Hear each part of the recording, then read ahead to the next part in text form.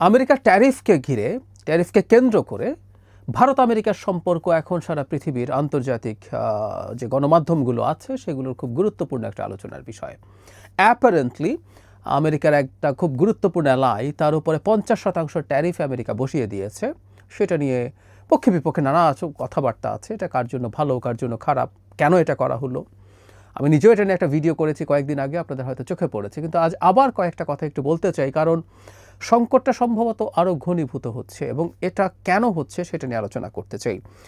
আমরা জানতাম যে এই মাসেরই 25 তারিখ থেকে একটা মার্কিন বাণিজ্য প্রতিনিধি দল ভারত সফর করার কথা ছিল। সেখানে আলোচনা হয়ে এই ট্যারিফের ব্যাপারে একটা সিদ্ধান্ত আসার কথা ছিল। মোটামুটি সন্তোষজনক আচরণ বা আলোচনা যদি হতে পারত তাহলে সম্ভাবনা ছিল, বিশেষ করে 25% এক্সট্রা যেটা রাশার তেল কেনা নিয়ে চাপানো হয়েছে সেটা বাদ হয়ে যেতে পারত। কিন্তু তার জন্য ভারতকে কিছু কাজ করতে হতো, কিন্তু ভারত সেই পথে আসলে হাঁটছে না বা হাঁটেনি। ফলে এটা একটু অনিশ্চয়তার দিকে গেল।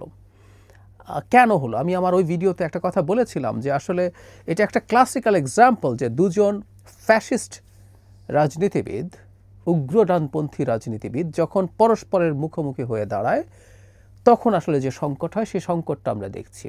আমার আগের ভিডিও করার পর এর পরবর্তীতে আমরা যেটা দেখলাম সেটা হচ্ছে যখন রাশিয়ার তেল কেনা নিয়ে খুব শক্ত প্রশ্ন তুলছে আমেরিকা।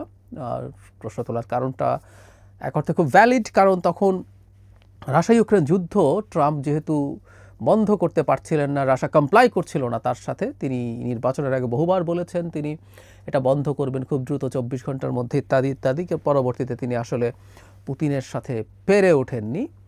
এর মধ্যে অবশ্য আলাস্কাতে পুতিনের সাথে বৈঠক হয়েছে, জেলেনস্কির সাথে বৈঠকে বসবেন, সব কিছু নিয়ে আমি আলাদা একটা ভিডিও করব। কিন্তু যেটা বলছিলাম, যেহেতু উনি পুতিনকে বাগে আনতে পারছিলেন না, তখন তার ক্ষোভ গিয়ে পড়ছিল পুতিনের ওয়ার ইকোনমিকে যারা সাপোর্ট করছে তাদের উপরে খড়গহস্ত হওয়ার জন্য। খুব স্বাভাবিকভাবেই ভারতকে চাপ দেওয়া হলো, কারণ রাশিয়ার ওয়ার ইকোনমিকে ফিউল করার জন্য আক্ষরিক অর্থেই ফিউল একটা গুরুত্বপূর্ণ রোল প্লে করেছে। রাশিয়ান ক্রুড অয়েল ইম্পোর্ট করে চায়না, ইন্ডিয়া প্রচুর লাভ করেছে। তাদের ডোমেস্টিক বাজারকে তারা যেহেতু তেলের দাম কম রেখে সার্ভ করতে পেরেছে এবং প্রচুর রপ্তানি করেছে, লাভ করেছে।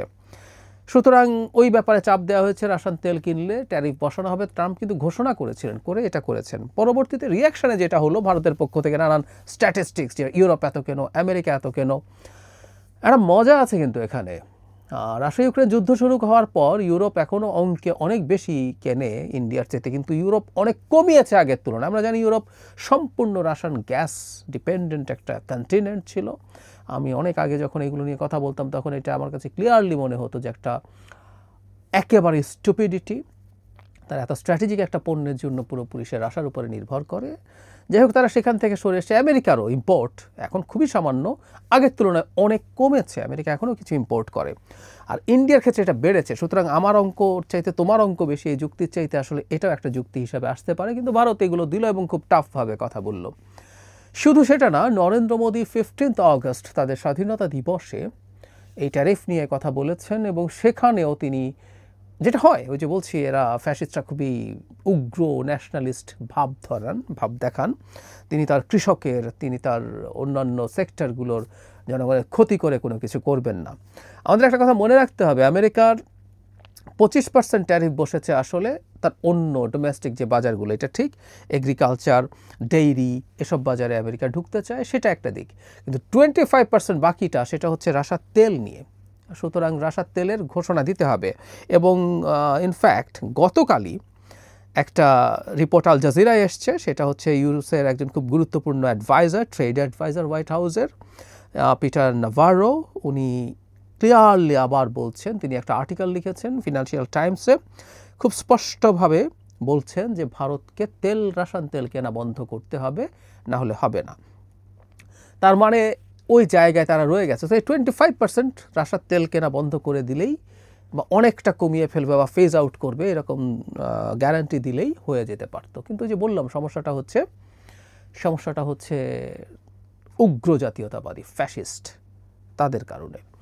মোদি দীর্ঘদিন থেকে এই কথা বলছেন যে রাশিয়ার সাথে তার স্ট্র্যাটেজিক সম্পর্ক আছে, তার যেখানে সুবিধা সেখান থেকে সে তেল কিনবে, এটা তার স্ট্র্যাটেজিক সভারেন্টি থাকা উচিত। কাগজে কলমে কথাগুলো এরকম মনে হয়, এবং ইন্ডিয়া একটা যুক্তি দেয়, যে যুক্তিটা অ্যাপারেন্টলি খুবই সঠিক। সেটা হচ্ছে তেল কেনার ক্ষেত্রেও ইন্ডিয়া চাইতে বেশি তেল কিন্তু চায়না কেনে, কিন্তু চায়নার উপরে আমেরিকা এতটা কঠোর হয়নি।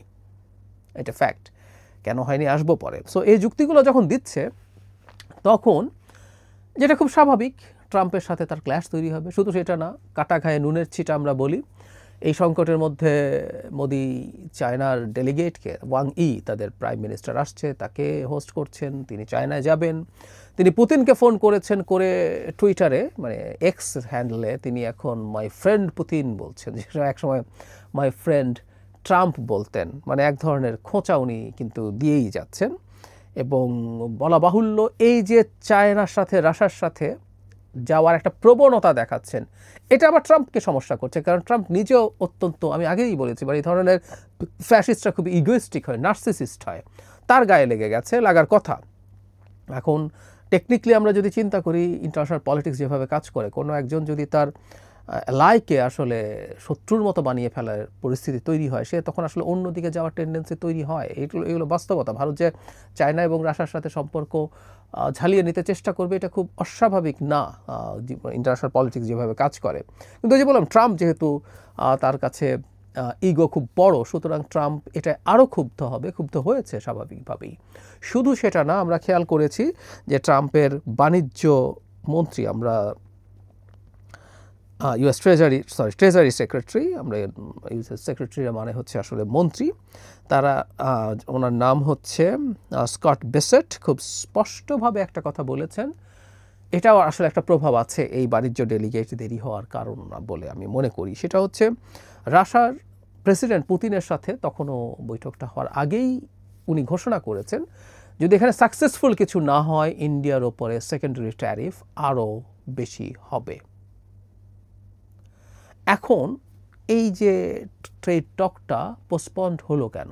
পোস্টপন্ড হলো, আমি মনে করি এর সাথে এই বৈঠকটার একটা সম্পর্ক আছে। এটা যে একেবারে ইন্ডিয়ার উপরে সেই ট্যারিফ পুরো ইম্পোজড হয়ে গেছে, ব্যাপারটা এইভাবে দেখা ঠিক হবে না।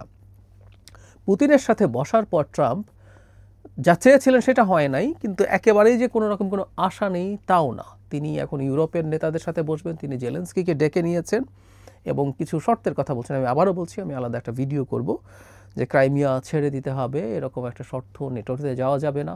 পুতিন অবশ্য একটা বিরাট চাঙ্ক অফ ল্যান্ড চায়, এটা এখনও স্পষ্ট না যে পুরোটাও ট্রাম্প জেলেন্সকিকে ছেড়ে দিতে বলেন কি না, কিন্তু অন্তত ক্রাইমিয়া ছেড়ে দিতে হবে এবং কখনো নেটোতে যাওয়া যাবে না, এরকম একটা আলাপ ট্রাম্পই দিচ্ছেন। তো ফলে আমি ধারণা করি ট্রাম্প এবং আমেরিকান অফিসিয়ালস মনে করছেন, যদি এটার ভিত্তিতে একটা যুদ্ধবিরতি হয়ে যায়, তখন তো আসলে রাশিয়ান তেল কেনা আর ক্রাইম হিসাবে দেখবে না ডোনাল্ড ট্রাম্প। তখন আসলে ট্যারিফের আলোচনাটা সেটার উপরে ডিপেন্ড করবে। সেই কারণে এটা খানিকটা পোস্টপোন করা হয়েছে, ওইটার উপরে ডিপেন্ড করবে। এবং এটা যদি না হয়ে থাকে, ভারতের পক্ষেও রাশিয়ান তেল কিনবো না, এটা আসলে বলা কঠিন। মোদি নিজে ব্যক্তিগতভাবে ক্ষতিগ্রস্ত হতে টারেন বলে আলাপ করেছেন, এবং উনি হবেনও আসলে। কারণ মোদি যা যা করতেন, বিরাট শক্তিশালী মানুষ, বিরাট পাওয়ারফুল মানুষ, ওনাকে সবাই হ্যাবি পাত্তা টাত্তা দেয়, ট্রাম্প তো বিরাট বন্ধু। দেখা গেল ওগুলো কিছুই হলো না, বরং মারাত্মকভাবে অপমান করেছে, ভারতের অর্থনীতিকে ডেড ইকোনমি বলেছে। ট্রাম্প কি করে নেই, পাকিস্তানের কাছ থেকে তেল কিনতে বলেছে, সেখানে আমেরিকা পাকিস্তানের সাথে যৌথভাবে তেল উত্তোলন করবে। সো এই প্রেক্ষাপটে দাঁড়িয়ে আছে, এবং এটা ইন্ডিয়ার জন্য একটা বিরাট আনসার্টেনিটি তৈরি করেছে। দিনের শেষে আসলে এটা ভুল না যে এভাবে ইন্ডিয়ার সাথে দীর্ঘ একটা সময় ধরে একটা স্ট্র্যাটেজিক সম্পর্ক তৈরি করেছিল আমেরিকা, প্রথম মানে জুনিয়র বুশের সময় থেকে শুরু করে। এটা বাইপার্টিজান, বুশ, এরপর ওবামা আসলো, প্রত্যেকটা ক্ষেত্রে, এরপর আবার ট্রাম্প আসলো। ট্রাম্পের ফার্স্ট ফেজটাও কিন্তু একই রকম ছিল, যে মোদির সাথে খাতির, ইন্ডিয়াকে শক্তি হিসেবে তুলে নেওয়া। এবং এই কৌশলটার কারণ আমরা খুব ভালো মতো জানি, যে চায়নাকে কন্টেইন করার প্ল্যান যখন হয়েছে, তখনই ইন্ডিয়াকে এম্পাওয়ার করে, ইন্ডিয়াকে এখানে চায়নার বিপরীতে দাঁড় করিয়ে, চায়নাকে তার ব্যাকইয়ার্ডের মধ্যেই ক্রাইসিসে রাখা, সো দ্যাট চায়না তার গ্লোবাল ডমিনেন্সটা ঠিকঠাক মতো করতে না পারে। That was the strategy. কিন্তু সেই জায়গা থেকে সরে আসা আসলে হয়তো দেখা যাবে দিনের শেষে একটা স্ট্র্যাটেজিক মিস্টেক, কিন্তু ভারতের একটা ডিজাস্টারের পরিস্থিতি তৈরি হয়েছে। আমরা দেখেছি এর মধ্যে ভারতের যেসব গার্মেন্টের অর্ডার, যেহেতু আমরা গার্মেন্টের সাথে জড়িত, সেগুলো বাংলাদেশে আসতে শুরু করেছে। একইভাবে ভারতের অন্যান্য সব পণ্য বিভিন্ন জায়গায় প্রোডাক্ট চলে যাওয়া শুরু হয়েছে, এবং ইন্ডিয়া নিয়ে ভারতে প্রচণ্ড রকম আতঙ্ক তৈরি হয়েছে, কারণ তাদের জিডিপি গ্রোথ কমে যাবে এবং জিডিপি গ্রোথ কমার সাথে যা যা ঘটে কনসিকুয়েন্সগুলো, তাদের পভার্টি বাড়া থেকে শুরু করে সব কিছু, পভার্টি বাড়লে তাদের ডোমেস্টিক কনজাম্পশন কমে যাবে, জিডিপি আরও কমে যায়, এভাবে এই ঘটনাগুলো ঘটতে থাকে, একটা রিপল এফেক্ট হয় এবং সেটার প্রভাবে জনাব নরেন্দ্র মোদী নিজে বিপদে পড়ার সম্ভাবনা আছে। কারণ হচ্ছে মোদী একটা কৌশল করে একবার তার দলের সিনিয়র নেতাদেরকে দূরে সরিয়ে দিয়েছিলেন। তিনি বলেছেন কারো বয়স যখন ৭৫ ক্রস করবে তিনি দলের পরামর্শকের মতো থাকতে পারেন, কিন্তু কোনো দলের পদে থাকতে পারবেন না, রাষ্ট্রীয় পদেও থাকতে পারবেন, এরকম একটা আলাপ করে এলকে আদবানি, যশবন্ত সিনহা এদেরকে সরিয়ে ফেলা হয়েছিল সিন থেকে। এখন মোদির বয়সও সেই জায়গায় চলে এসছে। এক সময় এতটা হয়তো প্রশ্নগুলো অন্ত জোরে সরে ওঠে নাই, কারণ মোদি অ্যাপারেন্টলি সফল হচ্ছিল, যদিও গত নির্বাচনে আগের নির্বাচনের সাথে তুলনা করলে ওয়াজ এ ডিজাস্টার। কিন্তু এবার যেহেতু তার ব্যর্থতা দেখা যাচ্ছে, এই আলাপগুলো হচ্ছে, মোদির ক্যারিয়ার আসলে এই ট্যারিফ যদি ঠিকঠাকও হয় একটা সময় পর মোদির ক্যারিয়ার সম্ভবত শেষের দিকে যাচ্ছে। এই ট্যারিফ এটা একটা বিরাট সিগনিফিক্যান্ট ইম্প্যাক্ট ফেলে দেওয়ার সম্ভাবনা আছে। আর ভারতের সবচেয়ে বড় সংকট যেটা, সেটা হচ্ছে ভারত আসলে তার হ্যাডামটা বোঝে না, সে কোন জায়গায় আছে। সে নিজকে বিরাট একটা কিছু রিজিওনাল সুপার পাওয়ার তো মনে করে, সে গ্লোবাল সুপার পাওয়ার হওয়ার দিকে এগিয়ে যাচ্ছে খুব দ্রুত, এরকম বিশ্বাস করে। ওই যে কারণে সে বলে তুমি চায়নাও তো বেশি তেল কিনছে, করো না কেন। আসলে ট্রাম্পের এইটুকু প্র্যাকটিক্যাল নলেজ আছে যে চায়নার সাথে এই ক্ল্যাশ করতে গেলে, চায়না যদি তার কাছে রেসিপ্রোকাল ট্যারিফ দেয়, একবার কিন্তু দিয়েছিল যখন আমেরিকা দিয়েছে, চায়নাও পাল্টা দিয়েছিল, এগুলো চলতে থাকলে আমেরিকা মারাত্মক ধাক্কা খেতে পারে। কিন্তু ভারতের কি সেই শক্তি আছে? ভারতের সেই শক্তি নেই। ভারতের যখন সেই শক্তি নেই, তখন সে চায়নার উদাহরণ এনে ট্রাম্পকে আরও বিরক্ত করার চেয়ে বেশি কিছু করতে পারে না। এগুলো হচ্ছে ডিপ্লোম্যাসির স্টুপিডিটি। ভারতের এই জিনিসগুলো আছে, আমরা নিজেরা আমাদের দেশে তারা কী করেছে সেটার সাক্ষী আছি।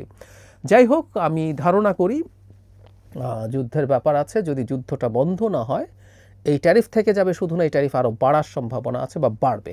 এবং মোদির জন্য রাসায়ন তেল কিনবো না এই ঘোষণা দেয়া অসম্ভব। এমনকি মোদি যদি পার্সোনালিও দেন, ট্রাম্পের তো চরিত্র আছে, সে টুইট করে দেবে যে হ্যাঁ মোদি রাজি হয়েছে, সুতরাং আমরা তার উপরে যে সেকেন্ডারি ট্যারিফ আছে সেটা সরিয়ে ফেলছি, ইত্যাদি ইত্যাদি। এই পরিস্থিতি হতে পারে। যাই হোক, একটা কথা খুব স্পষ্টভাবে বলে ফেলা ভালো, ভারতে মোদি ঝামেলায় পড়ছে, এটা দেখার চাইতে আনন্দময় কিছু আর হয় না। বিজেপি ঝামেলায় পড়ছে, এর চাইতে আনন্দময় কিছু না। আমি প্রায় একটা কথা বলি, any form of identity politics, সেটা যে নামে হোক, সেটা ইসলাম ধর্মের নামে, সেটা হিন্দুত্ববাদের নামে হোক, সেটা বাঙালিত্বের নামে হোক, আমি এটা অপোজ করি, আমি এটা ফাইট করি। মোদির পতন, বিজেপির পতন ভারত রাষ্ট্রটার জন্য গুরুত্বপূর্ণ। সেই রাষ্ট্রটার গণতান্ত্রিক বিকাশের জন্য, এই দেশটার ডেমোক্রেটিক ব্যাকস্লাইডিং বলে, এই বিজেপির টানা শাসনের ফলে তার গণতন্ত্রের ভীষণ ক্ষয় হয়েছে। এদের যত দ্রুত পতন হয় তত দ্রুত ভারতের জন্য ভালো। এবং আমাদের পাশে একটা গণতান্ত্রিক ভারত আমাদের গণতন্ত্রের জন্য সুবিধাজনক, কারণ একটা স্বৈরতান্ত্রিক ফ্যাসিস্ট ভারত, আইডেন্টিটি পলিটিক্সের ভারত, আমাদের এখানেও মারাত্মক রকম ফ্যাসিজম এবং পাল্টা আইডেন্টিটি পলিটিক্সের জন্ম দিতে পারে এইসব ক্যালকুলেশনে। সো মোদির পতন দেখা, মোদির বিপদে পড়া দেখার চাইতে আনন্দের আসলে আর কিছুই হয় না।